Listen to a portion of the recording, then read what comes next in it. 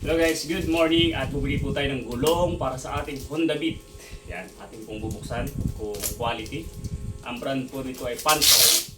Marami pong brand sa TikTok na gulong, pero ito po yung maraming maraming views, bumili, marami ding review at sabi nila maganda raw. Ito po ay nasa 970, meron ding 940, so depende sa store na pagbibilhan nyo.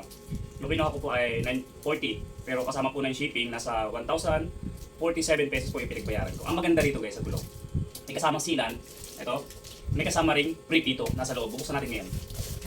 Tingnan natin guys, medyo na balot. Paano ba bubuksan ito na mabilis? Ayan, so dito na lang siguro sa ibabaw. Maganda yung pagkakaselyo. Aray, natikit. Bili na rin kayo guys, i-add ko po yung yellow basket. Saan nyo ito mabibili? Yan ang magandang tanong. Mabibili nyo po ito sa TikTok. Itong video na to, lalagyan ko po ng yellow basket.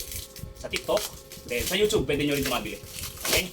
A-add ko na lang po. Kaya, panoorin nyo po. Mamaya, papakita ko rin sa inyo pag nakakabit na. Ito, Panther. Ayun po guys, yung sealant. Okay naman ang sealant, hindi naman sira.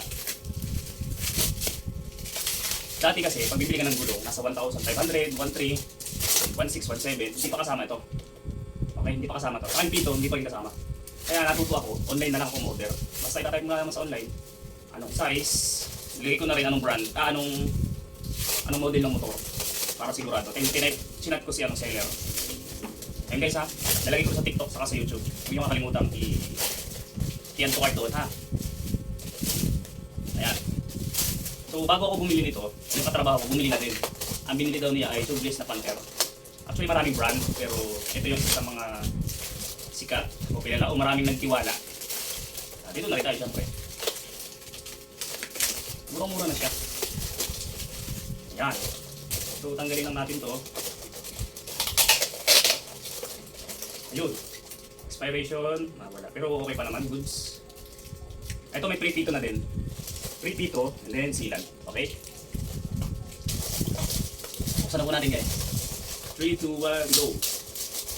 Ay, quality. Ganda.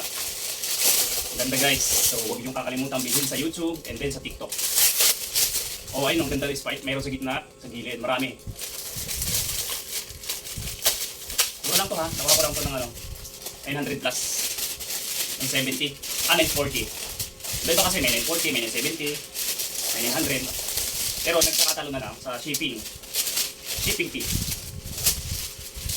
Ayun o. So titingnan natin kung tama yung nakalagay na size, dahil ang pinili ko ay 1990 14.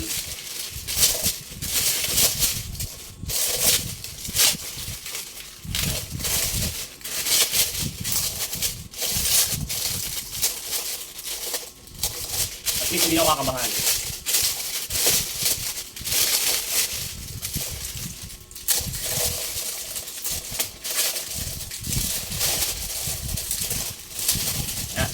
Na guys.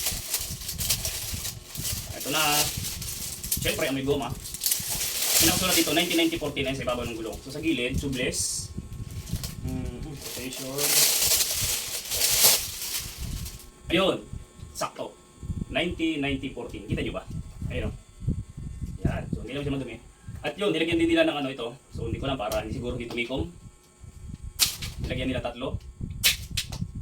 Yun guys. Di ba? Yun.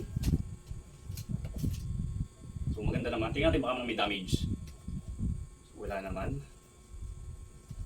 Walay. So yung kapal. Sakto din.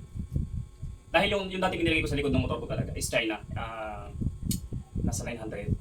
Ngayon ko lang nalaman, nasa online, 700 lang sa online yun. Pero nung bumili ako dun sa mga shop, nasa 900 pa si pinagbayaran ko. So inabot din ng 1K kasama yung labor. Nag-wise na ako ngayon, ito na yung binili ko, maayos-ayos. Anak ko made in to Thailand. Nakikita ba natin? Made in... Hanapin natin guys. So wala dito sa kabila. Nylon, wala din. So basta yung nakalagay kasi doon ay made in Thailand to. Tatry natin, mura lang naman siya. Kung tatagal, okay? So di ba? Naka-free sealant, naka-free pito, at gulong na mura na. So ano pa hintay nyo, bilhin nyo na rin ha. Sa YouTube and sa TikTok.